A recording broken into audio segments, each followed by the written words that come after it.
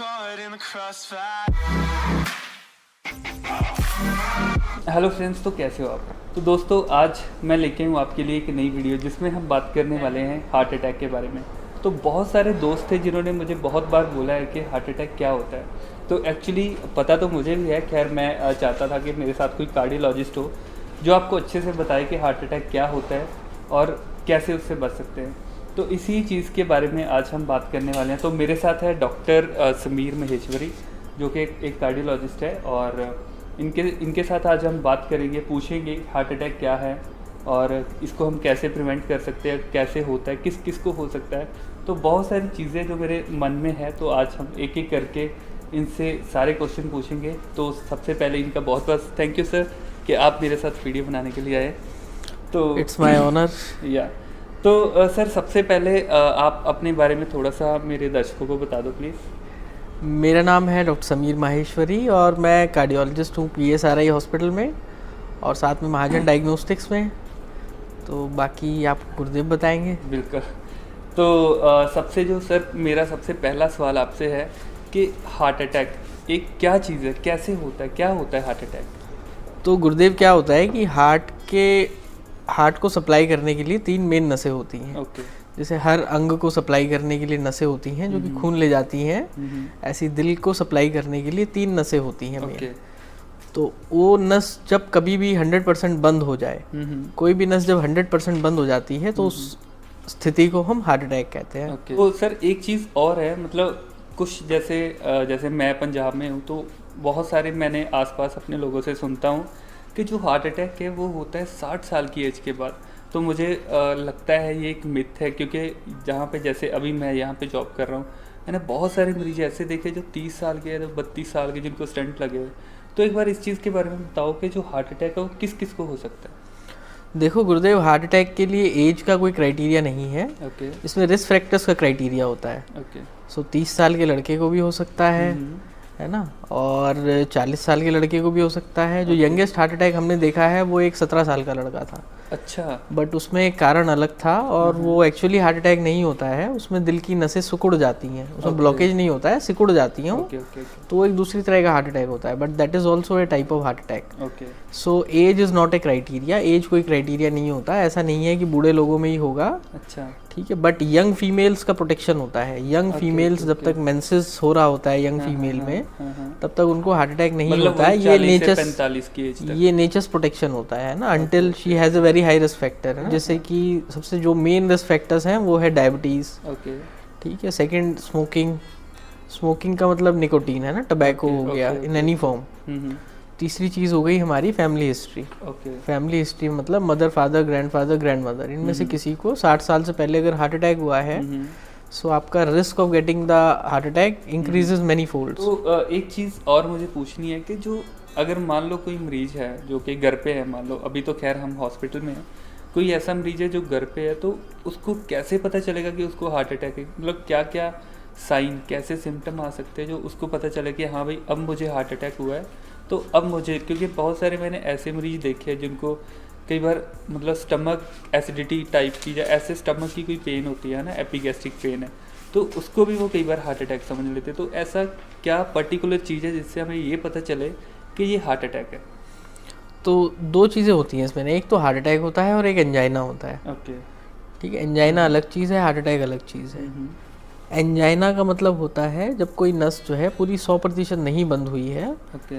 उससे कम बंद है, तो उसकी वजह से जो आपकी छाती में दर्द होता है उसको हम कहते हैं एंजाइना। ओके। वो बढ़ घट रहा है तो उसको अनस्टेबल एंजाइना कहते हैं हम। ओके। तो एंजाइना के सिम्टम्स होते हैं कि चेस्ट हैवीनेस ऑन एक्सर्शन।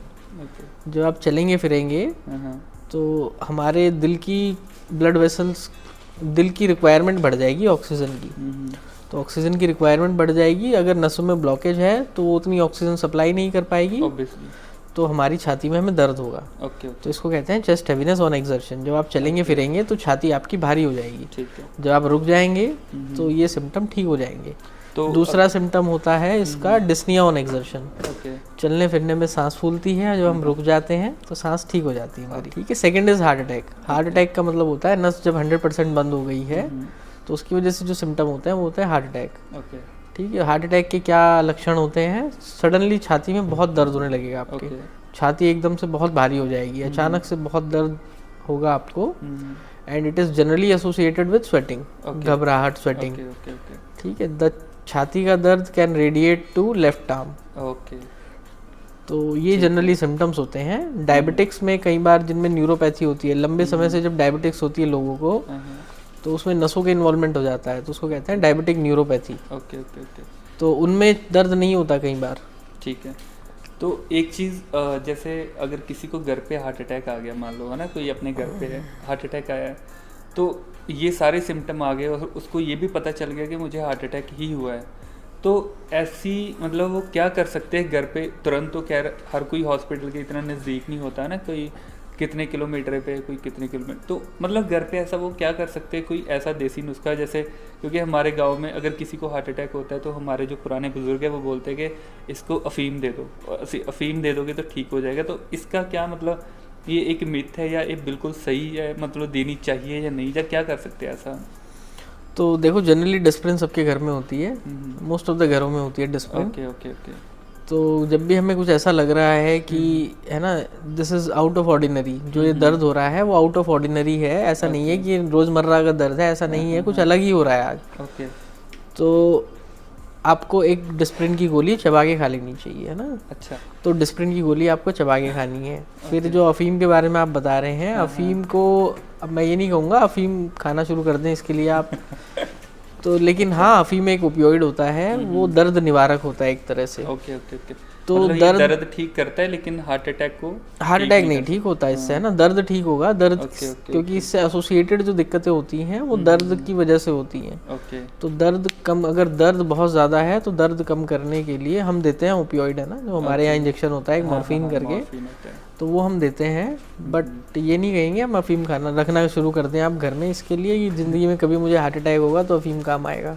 एक चीज़ और है, अगर मान लो पेशेंट हॉस्पिटल में आ जाता है हार्ट अटैक के साथ, तो हम यहाँ पे कैसे उसको ठीक करते हैं, कैसे ट्रीट करते हैं? क्योंकि बहुत सारे लोगों के मन में होता है कि पता नहीं मुझे चीर फाड़ तो नहीं कर देगी या ऐसा कुछ, तो बाई चांस अगर वो आ जाता है तो हम उसका कैसे ट्रीटमेंट करते हैं? तो इसमें विंडो पीरियड होता है हार्ट अटैक में। विंडो पीरियड का मतलब होता है कि मरीज़ कितनी देर हॉस्पिटल में, कितनी देर बाद दर्द होने के हॉस्पिटल पहुँचा है। ओके। तो जल्दी से जल्दी पहुँचना होता है ना। सो दो तरह के ट्रीटमेंट होते हैं हमारे पास, एक दवाई और एक स्टैंडर्ड जो ट्रीटमेंट होता है उसको कहते हैं angiography followed by angioplasty. Okay okay okay. So शुरू के 24 घंटे में, है ना, preferably in the initial 4 hours, एक स्ट्रॉन्ग ब्लड थिनर होता है जिसको हम थ्रोम्बोलिसिस कहते हैं। ओके। तो वो स्ट्रॉन्ग ब्लड थिनर हम दे सकते हैं जिससे कि वो नस जो 100% बंद है वो पार्शियली खुल जाती है। ओके। तो इस मेडिकल तरीके को कहते हैं हम थ्रोम्बोलिसिस। तो एक तो ये मेडिकल तरीका हो गया ट्रीटमेंट का। सेकंड तरीका होता है हमारे पास कि ये मेडिकल जो थ्रोम्बोलिसिस है ये इनिशियली 24 घंटे में ही काम करता है, बेस्ट काम करता है 4 घंटे में। 4 घंटे के बाद इसकी काम करने की क्षमता कम हो जाती है। 24 घंटे के बाद कोई फ़ायदा नहीं होता करने का। तो 24 घंटे के बाद ना preferable treatment is angiography followed by angioplasty. इसमें हम पहले एंजियोग्राफी करके देखते हैं कि नस बंद है तो कहाँ से बंद है और कितनी बंद है, और जहाँ बंद होती है वहाँ पे हम, है ना, उसको खोलने के लिए स्टेंट डाल देते हैं। ओके। तो स्टेंट डाल देते हैं तो उसके बाद वही 2-3 दिन का स्टे होता है पेशेंट का? हाँ, स्टेंट डालना कोई चीर फाड़ नहीं होती, उसमें एक छोटा सा पाइप डालते हैं पाँव के रास्ते या हाथ के रास्ते, जो कि वायर एक दिल तक जाता है, जिससे जो नस बंद होती है उसको वहीं जाके हम खोल देते हैं। ओके। इसमें 2 दिन हम ज़्यादा से ज़्यादा रखते हैं, day depending on the critical condition of the patient, है ना, पेशेंट की कंडीशन कैसी है। 2 दिन में छुट्टी हो जाती है, 1 हफ्ता भी लग जाता है कई बार। अच्छा, तो डॉक्टर साहब एक चीज़ और बताइए कि जैसे हार्ट अटैक होता है तो इसको हम प्रिवेंट कैसे कर सकते हैं? मतलब रेदर देन मेडिसिन कुछ ऐसी चीज़ है जो कि इसको, मतलब इसके होने के चांसेस को कम कर सकती है? हाँ, प्रिवेंशन ज़रूर कर सकते हैं हम। प्रिवेंशन इस तरह कर सकते हैं कि हम हेल्दी लाइफस्टाइल अपनाएं, है ना, हेल्दी खाएं, रोज़ रेगुलर एक्सरसाइज करें। एक्सरसाइज का इसमें होता है कि brisk walk for at least 30 minutes a day for at least 5 days a week. So brisk walk करना होता है ना, नॉट रेगुलर वॉक। धीरे धीरे नहीं चलना होता है, ब्रिस्क वॉक करना होता है। ठीक है। तो हमें हेल्दी खाना होता है, हम अवॉइड करें ज़्यादा तेल वाला खाना। अगर हम खाना खा भी रहे हैं तो हम रेगुलर एक्सरसाइज करें।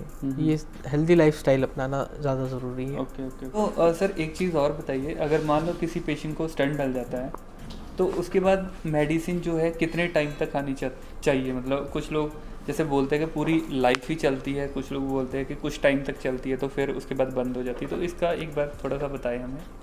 कुछ दवाइयाँ होती हैं वो ज़िंदगी भर चलती हैं, जो कि खानी पड़ती हैं।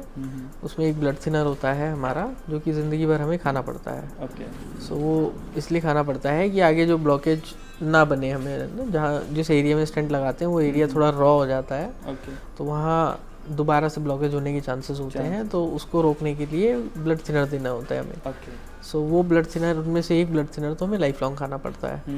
बाकी कुछ दवाइयाँ जो होती हैं हम साल भर में बंद कर देते हैं, और वो समय के साथ हम ऊपर नीचे करते रहते हैं मरीज़ के।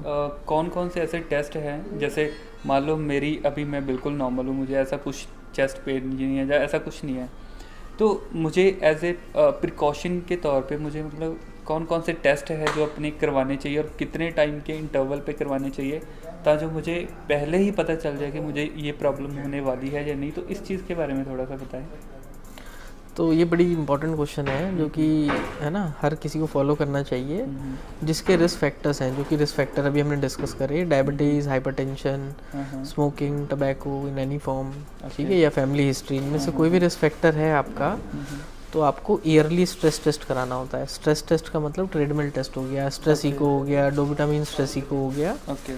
तो ये स्ट्रेस टेस्ट होते हैं जो कि आपको ईयरली कराने चाहिए। ओके। ठीक है, हमारा मानना है कि 30-35 प्लस मेल जो है उसको हर साल करा लें।